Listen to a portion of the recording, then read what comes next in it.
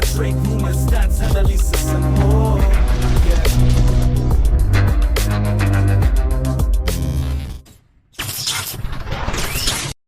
Ang 5-time All-NBA Los Angeles Lakers first team guard na si Luka Doncic mga kabasketball ay ruled out para sa natitirang clash ng club laban sa Los Angeles Clippers ayon kay Mark Stein mga kabasketball. Nanadiagnose si Luka na may left leg contusion.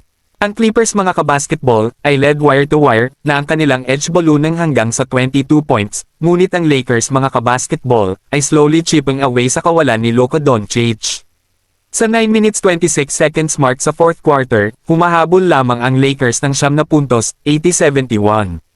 Si Doncic mga kabasketball ay nagtala ng 12 puntos sa 4 of 13 shooting from the floor, 1 of 6 from distance, at 3 of 5 shooting mula sa charity stripe, 5 rebounds at 2 assists. Ang 3-time All-Defensive Team guard na si Marcus Smart mga kabasketball drew the start sa second half para kay Luka. Sa kabilang balita mga kabasketball, ito ay isa pang close matchup sa pagitan ng Phoenix Suns at Golden State Warriors. Nanguna ang Phoenix Suns ng hanggang 14 sa kanilang 119-116 na pagkatalo sa Golden State Warriors.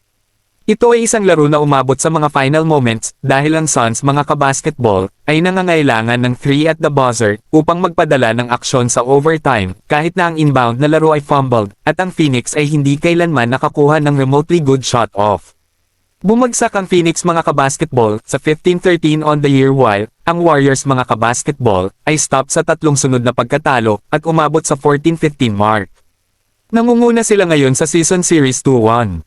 Ang 38 points ni Devin Booker mga kabasketball ay hindi sapat para lakasan ng Suns na manalo.